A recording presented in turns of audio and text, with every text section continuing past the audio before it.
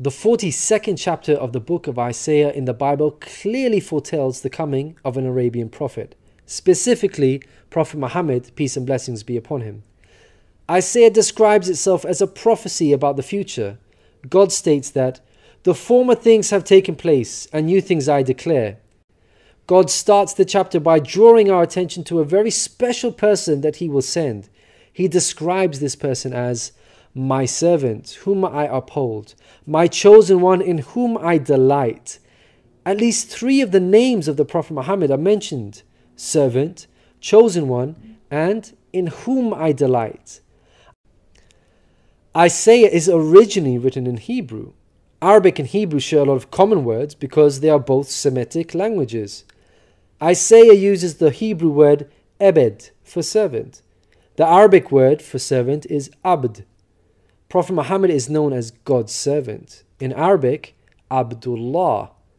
Chosen one is Mustafa in Arabic. This is another of the names of the Prophet Muhammad.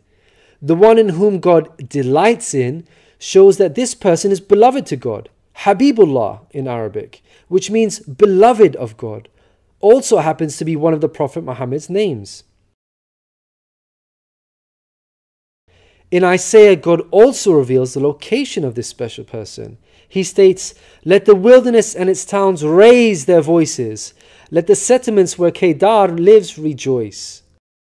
Out of all the nations on earth that God inspired Isaiah to mention, he chose to highlight Kedar's location, so we should pay special attention.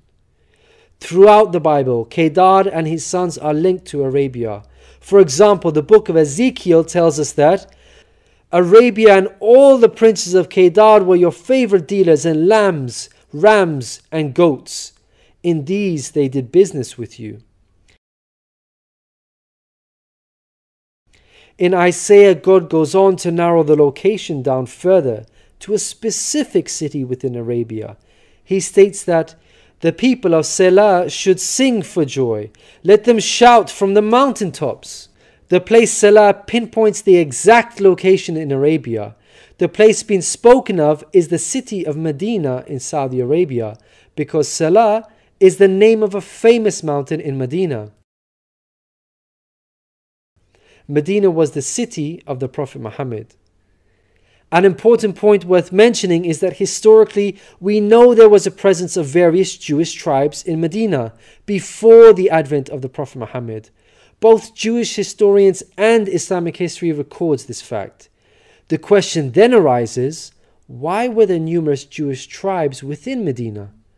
The answer is that the learned Jews were aware of this prophecy in Isaiah and were anxiously awaiting the coming of a new prophet. Islamic history records the fact that whenever a dispute arose between the Jews and the Arabs in Medina, the Jews used to taunt their pagan Arab neighbors by saying, "When our prophet arrives, we shall obliterate you."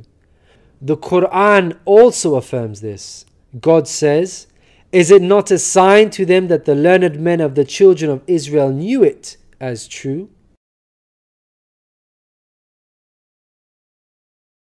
In Isaiah, God informs us that the special person will bring something new. Mankind is told that we will sing to the Lord a new song, His praise from the ends of the earth. The statement "a new song" means a new law, a new way of worship. This is exactly what Islam represents.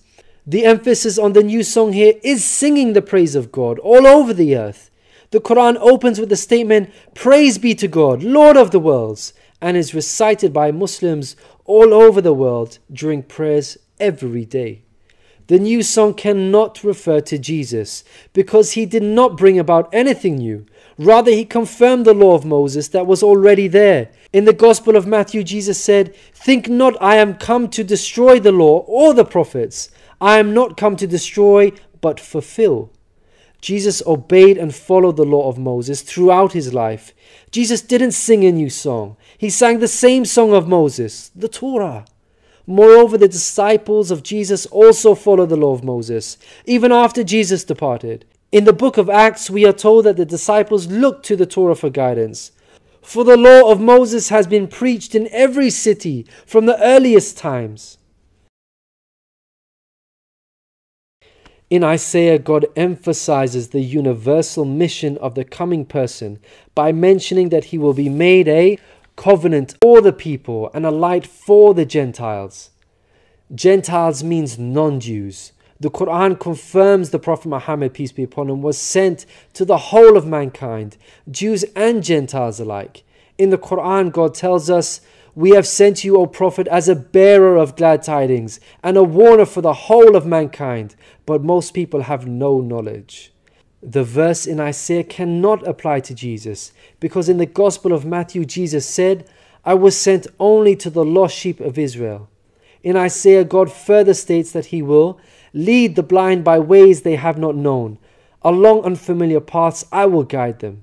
The pagan Arabs at the time of the Prophet Muhammad fit this description perfectly, because they had not been sent a messenger prior to Muhammad. The Quran bears witness to this. God states that Muhammad was sent to warn a people to whom no warner has come before.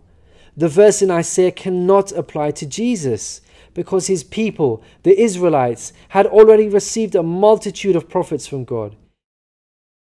In Isaiah, God emphasizes that this special person will be sent to those who trust in idols, who say to images, "You are our gods." The whole of Arabia at the start of Muhammad's prophethood consisted of idol worshippers. Again, this cannot be a reference to Jesus, because his people, the Israelites, were monotheists and not idol worshippers.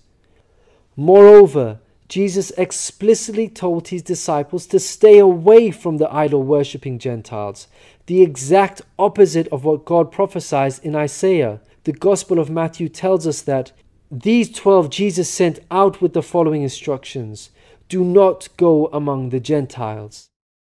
In Isaiah, God states that this special person will be a warrior and will go forth as a mighty man. He shall stir up jealousy like a man of war. He shall cry, yea, roar. He shall prevail against his enemies. Throughout history, God has dealt sternly with those who are sent guidance and persist in disbelief.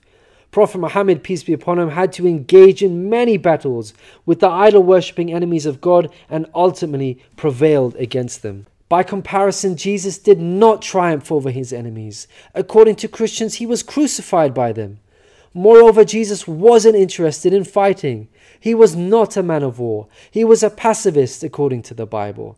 He said such things as, "For all who draw the sword will die by the sword," and "My kingdom is not of this world. If my kingdom were of this world, then would my servants fight." In Isaiah, God gives us a list of momentous achievements for this special person. Chief of these is that the idol worshippers will be turned back in utter shame. Not only did the Prophet Muhammad conquer Mecca, the pagan capital of Arabia, but by the end of his life, in just 23 short years of prophethood, Arabia had shunned idol worship and now worshipped the one true God of Abraham. This cannot apply to Jesus, as it was Christians themselves who were humiliated and greatly ashamed for hundreds of years after Jesus. They were persecuted at the hands of the Roman Empire, who were idol worshippers. They executed some of the apostles of Jesus, such as Peter and Paul. Christians were tortured and even fed to the lions. Finally, Isaiah closes with an admonishment from God. "Hear, you deaf. Look, you blind, and see.